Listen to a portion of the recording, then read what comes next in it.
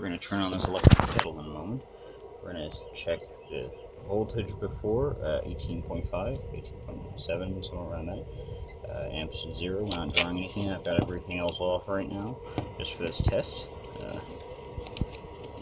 I'm pretty sure the inverter would run this with the other loads, but because I don't really run that much usually consistently, but you know, watts, we're drawing 0 right now at 60 hertz, power factor of course 1 because nothing's on, and we're about to have, actually let me reset that meter.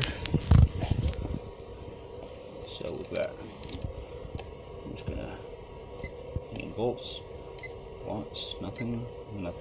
Okay, let's get it on watts and let's check out how it's gonna do. Got about half a liter of water in here. I'm thinking it's gonna take me about 1,000 watts. It's gonna take me about 50 watt hours to boil this, I believe. No worries, we'll make that up pretty quick today. Volts, 116 volts. Let's drop to 116.8. That's pretty acceptable. It's within 2 volts. The inverter has kicked on its fans, and we're heating some water. You can already start seeing it to bubble in there. But yeah, 1,000. Let's see, watts. 1,024 watts is what this pulls on this inverter, which is about right. Kilowatt for this. We've got the batteries are 12.7 volts. They weren't full this morning, and they're not still. We're still in bulk producing about 476 watts, 2 watts. It's going to show us the battery percentage. Battery 89%. So they're pretty full, but not super full. This camera doesn't like to focus.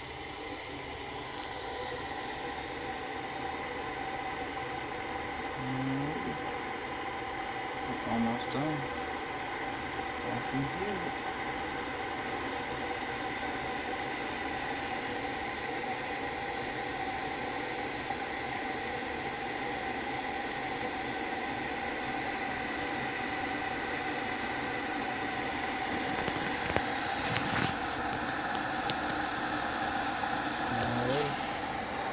I think the water's done.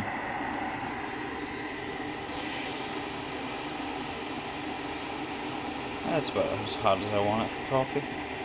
It's going to a nice simmering boil.